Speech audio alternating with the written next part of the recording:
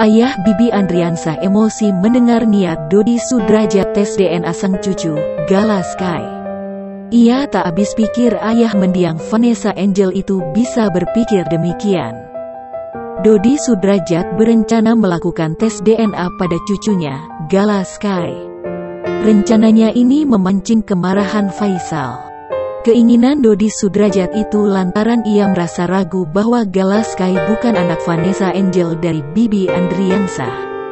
Niatannya itu langsung mengundang amarah Faisal. Pasalnya, ia merasa yakin bahwa Gala Sky adalah anak dari Vanessa Angel dan Bibi Andriansah. Ia pun membeberkan bukti-bukti bahwa Gala Sky merupakan cucu dari Dodi Sudrajat dan dirinya. Sebagai orang tua Bibi Andriansah, Faisal tak ada keraguan sedikit pun terkait identitas Gala Sky.